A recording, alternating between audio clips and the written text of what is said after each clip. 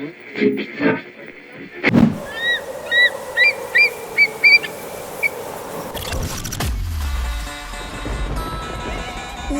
olumaphiko olugula amaphiko kwaye kwaphephezela omiyane inyoni nobuciko nomnyunyo edweleni isivinini emafini icula ingoma emnandi eyahlukanisa unyaka omusha komdala inyoni enezigidigidi zabalandeli abayilandelayo zamemeza sezidololozela sathi siyayazi le nyoni yayiculela okhokho bethu abanye abathule isibongo sokhozi FM sisibhalelwe isidadada sothu ukhozi FM luhamba phambili.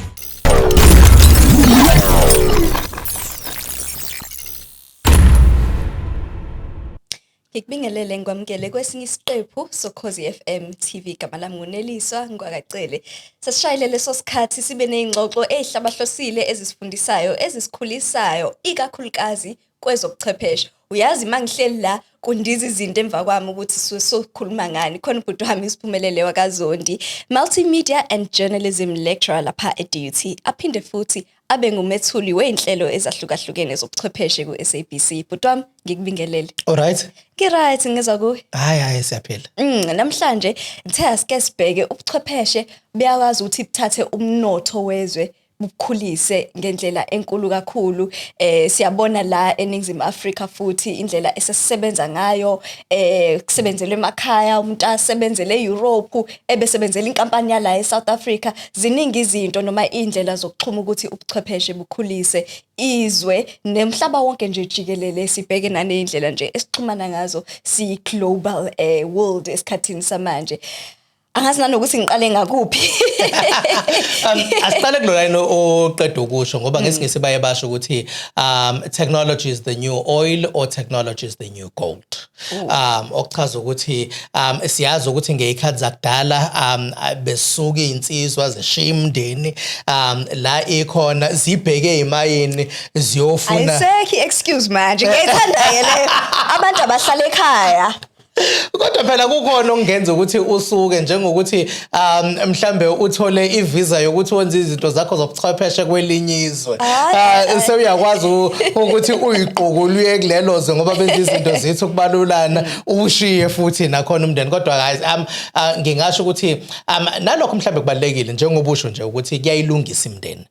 Ngoba kuyibulele kakhulu imndeni indaba yokuthi abantu basuke bebheke ezimayini beyobheka izinto ezifana nale golide nokunye ukutholakala khona ezimayini. Manje kuthiwa ubuchwepheshe sekuyilona golide lisimamisa imnotho yamazwe ahlukahlukene. Siyasibone nokuthi ohulumeni bamazwe ahlukahlukene babe nemncintiswano beqhudelana imncintiswano ingabi nemthelelo emihle njengokuthi nje sake sezwa kukhalwa kuthiwa kungenzeka ukuthi izwe laseRussia laba nomthelela ngokusetshenziswa kobuchwepheshe ukuthi abantu base-America bavote kanjani bavotele bani ngaso leso sikhathi ekwakuvotwa ngaso ukuthi kwaze kwabizwa abaphathi bazi inkampani ezihlukahlukene zobuchwepheshe eParliament lakhona eMelika kwathiwa anizochaza ukuthi lokho sabayo ongathi kwenzekile okumngozi kwenzeke kanjani. Mhlawumbe sisakhuluma nje ngamazwe I'm sure kunobudlelwane phakathi kwezinga lempucuzeko yezobuchwepheshe ezweni elithile nanomnotho walo ukuthi usuhambe wafika phi. Sesibone mhlambe amazwe abizwa ngama superpower awo Japan, China, America lawo mazwe kanjalo izinga lobuchwepheshe liphakeme kakhulu ebese siqhathanisa mhlambe namazwe lawo khona isimo somnotho siyantenga. Angeke ngize ngiwabiza amagama mhlambe khona ozoze athu uthi chifi esekhaya kodwa uthola ukuthi izinga lobuchwepheshe la khona alifikile kuleli lalawa amanye amazwe. Angikuchazele nje ngezwe engathi ngilazi kangconywana kunamanye ngokuthi senke ngachitha izihlandla ezithize khona izwe laseGerman ekuthola ukuthi mawehle airport uthola wifi awudinge ukuthenga sim card yakhona ngoba siyazi ukuthi kokunye uthola ukuthi mawufika ezweni kumele uthole sim card yezwe.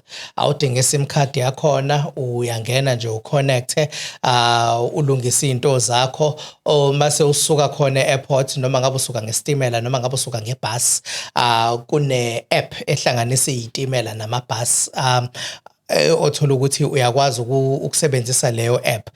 Leyo app ngigcina ukuyakhona ngangiyi-download ngiseningizimu Afrika. Uthola ukuthi imali ngiyifake ngiseningizimu Afrika. Sewuzongena futhi-ke khona ngokuthi abantu njengoba ukhuluma ngokuthi amazinga omnotho namazinga obuchwepheshe nokuthuthuka kwenza ukuthi nabantu bathi ukuthembakala izakhamizi zezwe ngoba phela bathe ukuthuthuka nangokwezimali. Uthola ukuthi ngesinye isikhathi akekho ozofika bheke ukuthi unayo nale app ukhokhile. Ngesinye isikhathi uba khona ofikayo nje shaya ama-round azo-check-a bese iyaskena ngento yakhe. Uthola ukuthi angidinganga cash kulona lelizwe. Uthola ukuthi izinto eziningi seziyenzeka ngoba la ungena khona uhlangana no-Wi-Fi uyihambela nje edolobheni ngaphandle. Nakho sewungenile ku-Wi-Fi sewuyakwazi ukwenza izinto ezithize ubuye uphelele uma uqhubeka sekungena omunye sewuyakwazi ukwenza izinto ezithize njengoba ngisho-ke nokusuka la usuka khona uzuyofika endlini. Ufike awudinganga lutho lu-cash, usebenzise nje kona ukuthi i-Wi-Fi igcwele yonke indawo ne-app le okwazi ukugibela ngayo emabhasini nasey'timeleni unayo. Ukuphepha kwe-Wi-Fi oyithola mhlambe kohulumeni noma emphakathini yahlukahlukene kunganani ngoba omunye umuntu sihlale sixwayisa ukuthi ungayijoyini le Wi-Fi yamahhala mhlambe khona ama-hacker, khona abantu abenza izinto ezingalungile ukuthola ulwazi ngawe, information ngawe. Ngeke ngisho ukuthi kuya ngokuthi wenzani kuleyo Wi-Fi. Angeke ngixwayise ukuthi ungene mhlambe sithi kwi-banking app nge-Wi-Fi yomphakathi. Ngoba yebo khona bakhona bangayizama ukubheka ukuthi bangaka ba-connecte kuleyo Wi-Fi, ubani oseduze connecte kuleyo Wi-Fi nokuthi wenzani kuleyo Wi-Fi. Into encane njengokuthi i-app yokugibela ibhasi. Ugibela ibhasi ayikho into etheni. Kodwa uma ngabe sewuyongena kwizinto ezifana nama-banking app nezinye izinto khona engake ngabona nje kodwa kwakungeyona i-Wi-Fi. Kwakuwukuthi ngingene kwi-email ngisebenzisa i-internet yase-internet cafe thizeni. Ngathi ngihlele endlini ebusuku umuntu ngiyabona uzama ukungihack. Kwasho ukuthi-ke ngiyabona ukuthi wenze yini le ayenzayo mezama ukungihack. Ingene imessage yokuqala khona umuntu ozama ukushintsha i-password kwi-account yakho. Usendaweni ukuthi ngabona ukuthi leyo ndawo ingakule internet cafe ebengikuyona. Usendaweni ukuthi uyavuma ukushintsha and iyachaza futhi nohlobo lwe-device ayelisebenzisa. Ngasho ngathi angikaze ngibe nalolu hlobo lwe-device olusetshenziswa la. Ngakho-ke ngempela umuntu ozama ukungihack. Yikho kubalekile ukuthi nokuthi makwenzeka izinto ezinjalo mhlawumbe adungene kuma-internet cafe noma kwi-Wi-Fi yomphakathi uyifundisise izinto ungalokhu uklik yes ngoba sometimes kukhona ukuthi sesajwayela uklik yes kanti accept kanti uyavuma ukuthi umnikeza igunya lo muntu ukuthi azenzele umathanda kuma-app akho. Mhlawumbe ke sesihambile ususezweni thizeni futhi asike siqale la eNingizimu Afrika sike sathinta indaba yezimayini, sathinta indaba yomsebenzi. Sekwande kakhulu ukuthi uthola ukuthi umuntu kahle kahle uyisakhamuzi sasezweni A kodwa yena uthanda izwe B, mhlawumbe uthanda iweather yakhona kodwa ngoba umsebenzi uyamvumela ukuthi athathe i-laptop ayohlala khona awenzele noma ikuphi la ekhona umsebenzi wakhe akwenze lokho. Umthelela emihle nemibi emnothweni yamazwe ahlukahlukene ngizoqala ngalapho. Ilabantu sebebizwa ngama-digital nomads. I-nomad umuntu eke kushiwo ukuthi akahle kahle akanakhaya. Homeless kahle kahle. Ngoba umhambi ngokwempilo yakhe yikho kuthiwa uyi-nomad, umhambi ngoba qhamuka kule ikhathi zakudala uthola ukuthi sasaphila ngendlela yakudala. Uthola ukuthi khona abantu abafike bazinze endaweni ethize njengoZulu kuyaziwa ukuthi uKwaZulu. Kodwa kuyaziwa ukuthi ngaphambi ngicabanga ukuba Zinze KwaZulu khona naye la uZulu aqhamuka khona. Bese kuba khona abantu-ke uZinze KwaZulu ngoba singathi isimo sasimvumela ngokwamanzi, ngokokudla, ngokuthi mawutshalile izinto ziyakwazi ukumila uvune impilo ibe mnandi. Yikho agcine ezinze lapho. Bese kuba khona abantu abaphile endaweni othola ukuthi kuhanjwa ngingathini ngesimo sezulu. Ukuthi uya la ubeya la manje yikho ke sekunaleli gama ekuthiwa digital nomad. Umuntu ngokwesimo somsebenzi uyakwazi ukuthi asebenzele noma ikuphi emhlabeni la engasebenzela khona. Siyazi ukuthi nemisebenzi yezobuchwepheshe iholela kangconywana kuneminye imisebenzi esikhathini sanamhlanje ngoba kusamakhono angavamile kakhulu.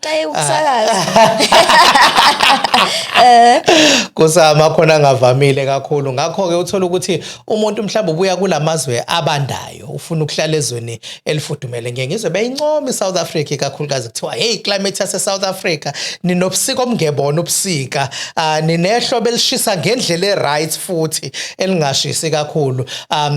iKapa ngiyazi ukuthi liyaye ifuna lento yama digital nomad impela ukuthi beze labantu Thailand nabo nabo bayabafuna labantu ababizwa ngama digital nomad. Bagcwele kakhulu ke emazweni afana no Italy no Spain. Ukuthi kuyashiwo njengoba kade uchaza ukuthi umnotho bayawusimamisa. Bawusimamisa kanjani na? Umuntu ufika azohlala ezweni lakho, umuntu onemali lo. Ethe xaxa kunabanye. Ngakho ke uma ezothatha imali yakhe yasezweni uzoyichitha ezweni lakho, ukuthi akhokhe irent ezweni lakho, athenge igrosa ezweni lakho, asebenzise nezinto ezihlukahlukene efika nemali yakhe yasezweni lakubo. Mhlawumbe ke omunye mayicabanga other side yalokho ukuthi ke izakhamuzi zakulelozwe uyithola isikhala kakhulu. Ngiyengizwa abantu bekhala kakhulu ngama price rent aseKapa ukuthi asekhuphuke kakhulu ngoba manje asenziwele laba bantu abaqhamuka mhlawumbe nama-euro noma nama-dollar. Namazwe afana no Spain no Italy angazi ukuthi liphizwe like lize laba neziteleka lithi alibafuna abantu abavela kwamanye amazwe ngoba benza impilo yomphakathi wasezweni ibize kakhulu ngoba phela thina sijwayele ukukhokha mhlawumbe irent ya100 kodwa ngoba wena unama-dollar usungikhokhisa mhlawumbe 300 rand izinto kanjalo. Umthelela lapho mhlawumbe siyithola sisesimeni la singazi ukuthi ikuphi esikubeka phambili kunokunye. Leli zokhuluma ngalo bekuyidolobha laseBarcelona eSpain. Thola ukuthi baze baya nezibhamu ezinamanzi lokwengane beye ema restaurant akhona beyodubula ngamanzi abantu engiyabona bakhona abokufika abayiwona lama digital nomad kwaze kuthiwa ababuyele emakubo akwaze kwasho ukuthi tourists go home ngoba kukhalwa ngayo lento oyichazayo ukuthi njengoba bafika ne-affordability engconywana kunomuntu wendawo. Ayikho futhi ke ewumhambi ngoba iphakethe liyamvumela ukuthi abe umhambi. NaseKapa kukhalwa ngento ethi ayifane ukuthi mawufika kuma coffee shop akhona ngoba ne-internet yonke i-Wi-Fi, ama coffee shop akhona sekugcwele abantu engebona abendawo. Uthola ukuthi umuntu wendawo akasakwazi ukurenta maphakathi nedolobha eCape Town. Ngakho umuntu wendawo sekumele lokhu ehlehlile kancane. Ekhalwa ngakho ngokwesimo saseNingizimu Afrika siyazi ukuthi sibuye singalingani ngokwephakethe eNingizimu Afrika. Ngiyasho ukuthi kuona wonke amazwe semhlabeni ungasho ukuthi it's the most unequal society emhlabeni wonke jikelele. Kuze kusho ukuthi kunabantu abanemali ukudlula abantu base-Europe kodwa kunabantu abaphofu uphofu lobo bona kumazwe adla imbuya ngothi ngempela kwizwekazi lase-Afrika. Ngakho ke eKapa kushiwo njalo kuthiwa umuntu lo obuthola ukuthi ubekwazi ukuhlala edolobheni akasakwazi. Sekufike labantu baphesheya ababizwa ngama digital nomad. Yena aphume aye kulezi indawo bezoba nerent ethi ayithi ukwehla kodwa nabo babona ukuthi ile affordability yakuleya ndawo asithi ukukhuphula ngoba uyakwazi uku-afford. Nayo sexosha labantu ekade bekwazi uku-afforda kuleyo ndawo nabo sebelokhu behlehlile nje kancane kancane. Ukuthi abantu bendawo ke eKapa kuthiwa abasakwazi abantu baseNingizimu Afrika kahle kahle abasakwazi ukuhlala eKapa ngenxa yawo lama digital nomad ekuthiwa eza nemali. ukuthi yiwona mthelelo omubi ukuthi uhulumeni ungajabula ukuthi hayiyeza imali yangaphandle kodwa umuntu wendawo yena uyakwazi ukuphila yini eseqhudelana nalabantu abafika nemali yangaphandle. Sure, impela imithelela miningi yahlukahlukene eza nobuchwepheshe la eNingizimu Afrika. Ngifisa siqhubeke sibheke eminye uma sibuya ngapha. Siyabuya, ingxoxo iyaqhubeka.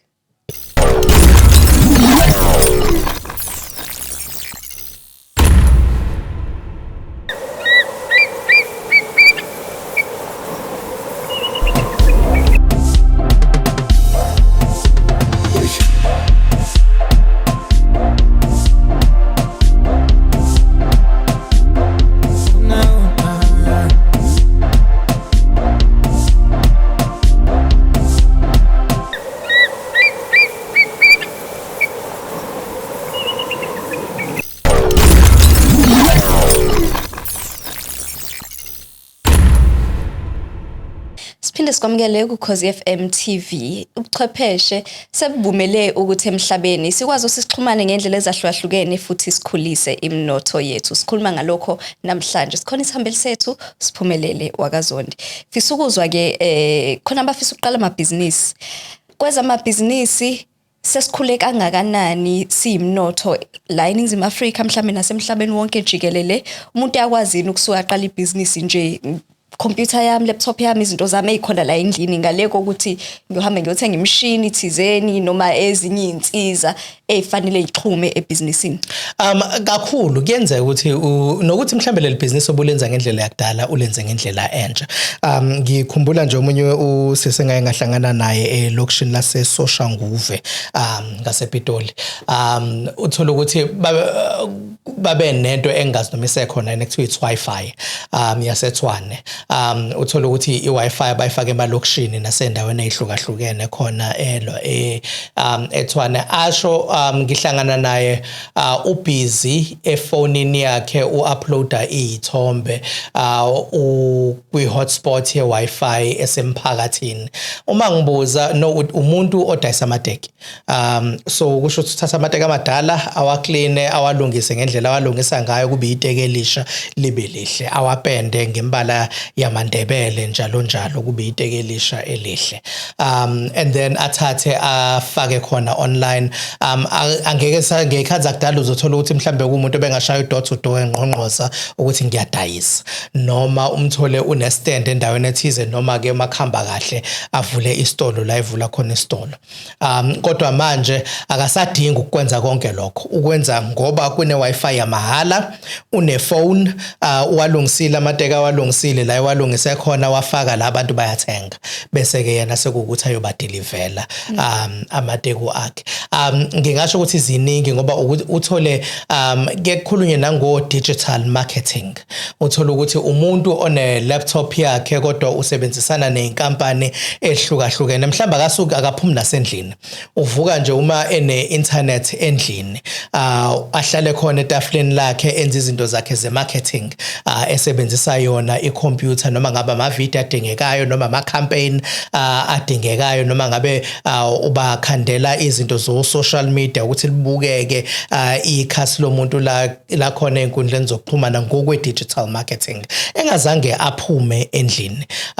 Ziningi izinto umuntu angazenza, uthola ukuthi bezenziwa mhlambe ngendlela ehlukile kudala, kodwa ke ngoba mina nawe sesike sakhuluma ngaphambilini ngokuthi abantu bahlale nje bescrolla kuma phone, ngoba abantu bayascrolla, thola ukuthi ke yena usethola indlela ukuthi abakhandele ama campaign o digital marketing ngazo zonke lezi izinto ezihlukahlukene. Bese ke kuba khona ngaphandle kokuthi umuntu asebenzise endlini. Khona into ebeyenziwa uhulumeni ekuthiwa South Africa Connect, uyibiza kanjalo uhulumeni, ukuthi ufuna ukuthi ngo-2030 wonke umuntu abe esene internet noma esenendlela yokuthi internet ayithole endlini ekhaya.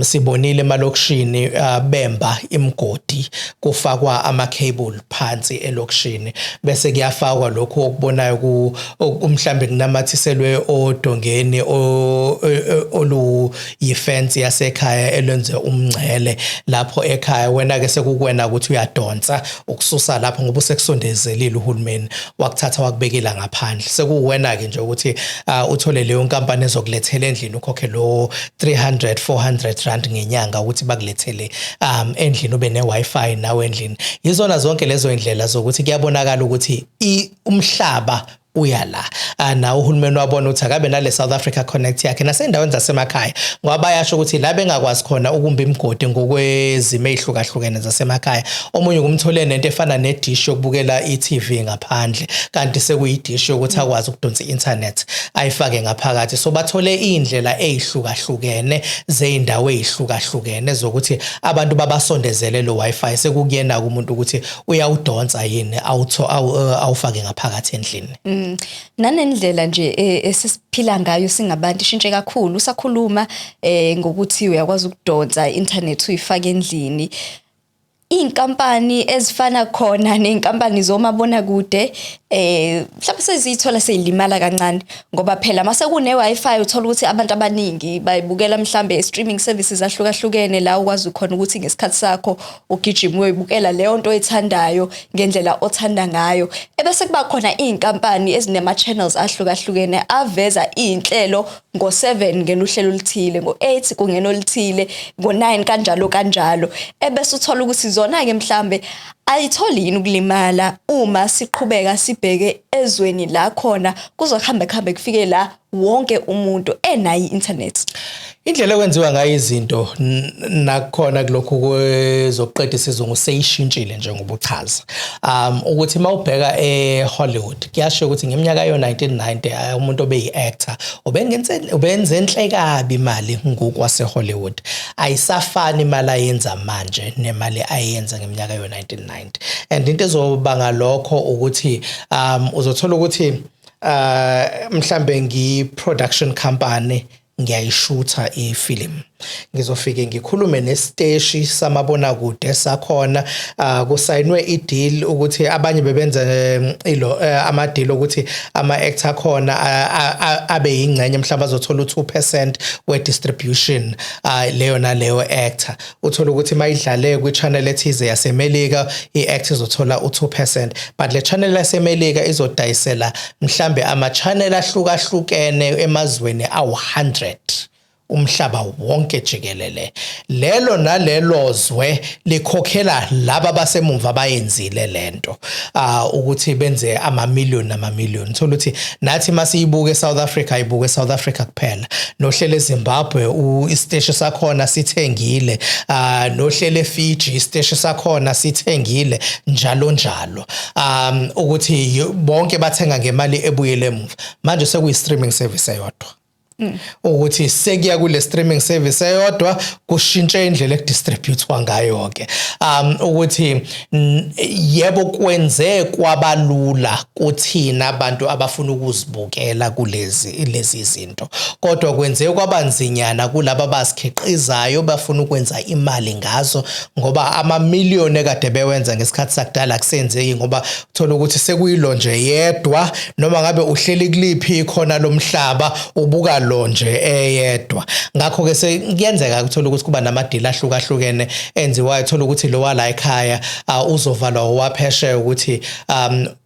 wena umuntu ephuma emngceleni yaseningizimu Afrika akasakwazi ukuyibona le content yakho ngoba sinenye deal nowa kweminye imngcele ngakho lokho ukuthi ukulimaza kancane kodwa ke yebo ngoba mawubheka uhlelo olubukwa kunazo zonke izinhlelo eningizimu Afrika uzalo ngathi uma ngifunda izinamba ngonyaka ka2020 mangaphosisi ngoMay babe ku11 million kwakhalwa ngokuthi babeshaya zonke izinhlelo eAfrica babeshaya zonke izinhlelo kulokho ekuthiwa iSouthern Hemisphere noma ngabe uhlelo lwaseAustralia noma ngabe uhlelo lwaseBrazil lwalingafiki kuzalo ngokubukwa uzalo ngike ngabuka izinamba enyangeni eyodwa noma ezimbili ezedlule ukuthi lumephi yebo kusayilona hlelo libukwa kunazo zonke izinhlelo eningizimu Afrika look 6 million manje Wow. bashone pha abantu abawu5 million okusho ukuthi futhi alisekho uhlelo lwamabonakude eNingizimu Afrika elidlula ku6 million ngoba iGenerations yayi number 2 yayi ku8 million alisekho uhlelo eNingizimu Afrika ku-TV elifika ku8 million.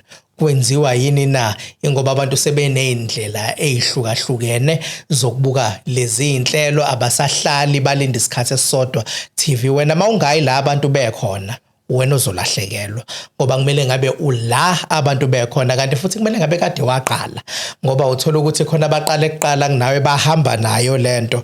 Wena kusamele ke kuyima udonsa abantu ukuthi anike nisukeke la nikhona nibuye nize kulokho esenginakhele kona namhlanje. Ngakho kuyilimaze kakhulu indlela besibuka nama cinema. Uthola ukuthi bewuphuma uye cinema uyobuka imovie. Yeah. Asekho isidingo sokuthi uphume uye cinema uyobuka imovie.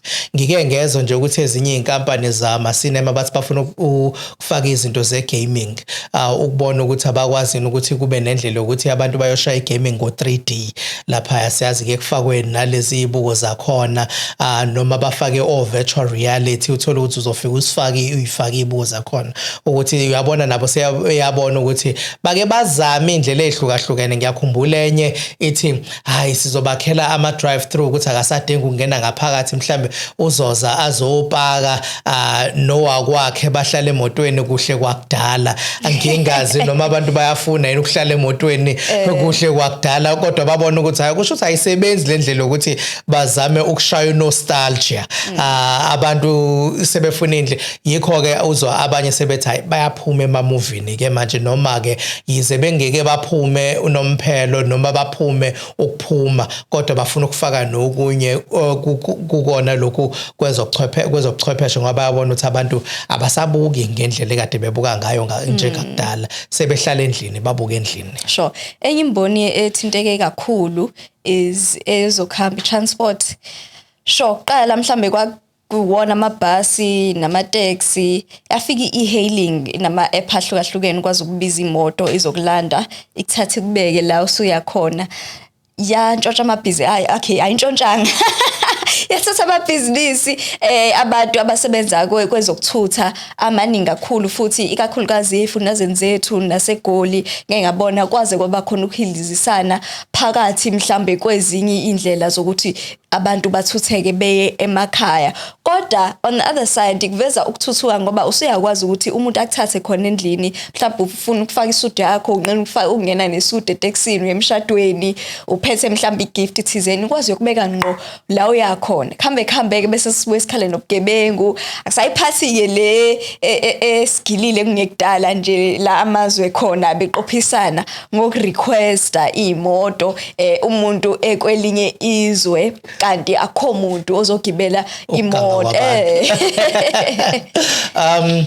Ngingathi masilwisa inguquko eyifika nobuchwepheshe angeke size sithuthuke siyabantu angeke size sithuthuke siyizwe ngoba kuyona lembono okhuluma ngayo imbono yokuthutha abantu sike sabona impela kuze kushiswa umfana owayefunda eTUT neminyaka u21 ngaleso sikhathi eyishayela e-hailing part time ukuthi azenzele imadlana bayishisa imoto kwakuwaseThekwini efunda ePitoli eTUT baze bayishisa imoto akuyona washa wangqonqa sekuyelinye icala ukuthi ubulela umuntu ngoba wena awukwazi ukuthi kune competition ukuncintisana endleleni ekwenziwa ngayo yonke zonke izinto kuloncintisana mina ke ngiyenza isibonelo ngokuthi ukufika emall kunama supermarkets ahlukahlukene aqhamuka kuyinkampani ezihlukahlukene kuyancintiswana akekho kodwa ozwayo ukuthi ulwa nalo babuye basebenzisane futhi makumele basebenzisane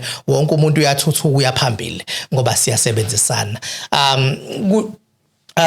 kuyona ke lembone masibheka phesheya izwe laseChina nje ngeke ngabona ivideo nabase South Africa bese China besho bethi hey si request imoto kufika kuna driver phakathi siyangena siyafaka ufakile phela la ukuthi kusaphi iyahamba imoto ayina driver phakathi ukuthi sekufike lokho ekuthiwa ama autonomous vehicles noma ama self driving car ayina driver phakathi thina sisazolwa ke eNingizimu Afrika ukuthi hey o driver manje kusho futhi o-driver nabo baphelelwa imisebenzi kanti kumele sibheke ukuthi ngokwenzeka kwalento ukuze yakheke le moto kuqhamuke umsebenzi omusha ngoba bonke lobuchwepheshe obukhona la emotweni budinge umuntu ozobakha nomuntu ozohlanganisa yonke into ukuthi le moto yakheke nakhona la ukuthi kuze kube nenkampani yalezi luhlobo lwezimoto umsebenzi omusha naye waqasha abantu abazosebenza endlini ngobuchwepheshe bakhona ukuthi lezi imoto zikwazi ukuhamba kuvuleka izimboni ezintsha kuyaguquka eningizimu Afrika kusayi e-hailing efika no driver ngokwakudala ukuthi njengobusho nje ngikhumbula ngisawumfundi ngigibele itaxi kwaqhatha ke cellphone angiphindanga ngayithola kodwa kwi e-hailing kukaningi ngithola ukuthi mhlambe ngishiye into phakathi yebo bakhona abagangayo kodwa kuba nendlela yokuthi umreporte lo gangayo uthola ukuthi ushiye into ngiyakhumbula nje ngifika SABC eGoli sengifonelwa ereception ukuthi hey nangu driver la udeliverile ikhiye zakho ukube bekuyitekisi bengeke ngize ngiyithole lezo ikhiye bese sihamba unomphela ngingathi ileya yokuphepha nokuthi ke ubheke ukuthi ngengisho ukuthi khona nohlobo lomuntu obeliveli lungaligibeli itekisi ngoba unayo imoto yakhe unakho nokunye ucabanga ukuthi mawugibele nje e-hailing uhleli ngemumva udinga ujahene ne-deadline uhleli ngemumva uyasebenza uyacofoza ngeke ukwazi ukwenza lokho etaxini ukuthi ujahe i-deadline ekususa endlini iyokubeka e-office la uzofika khona umsebenzi obungawuqedile sewuqedile ngokwase office ngakho ngingasho ukuthi njengoba ukhuluma ngawo bese kubakhona ke lokuganga okuke kwenzeka ke abantu besemazweni ahlukahlukene ase-Afrika lokuncintisana abanakho nezo ngeke ngize ngilibize abantu baseningizimu Afrika uthola ukuthi ku requesta umuntu oseningizimu Afrika imoto urequesta urequesta kuleli yazo ifika imoto hawo useyikhanselile nokuleli yazo abona ukuthi kuyagangwa eSouth Africa basenza nje nathi asike sibenze kanje gcine sekuganga ke lokho kodwa ke kahle yebo nayo imboni ezokuthutha abantu iyaguquka ngingasho ukuthi kumele nathi sibone inguquko ezizayo sihambele phambili ngoba ngeke ngisho ukuthi South Africa ke kube neminyakana yokuthi sikwazi ukuhlela kahle ngoba njengazo lezi eziyishayelayo sithanda singathandi zizogcina sifikile siyazibona zisemgaqweni eChina thina singakhala ukuthi wena ke uhlelane ukuleyo mboni yokuthutha abantu ukuthi mase sifika leso sikhathi sokuthi le moto iseyikhona eningizimu Afrika wenze njani awukhala isimaye uyimise emgaqweni uyishise uplana kusemanje ukuthi ifika sengikulindele mhlambe kube wena oyilethayo futhi ngoba vele ukuyona leyo mboni ngoba mawungayilethi kuzofika wangaphandle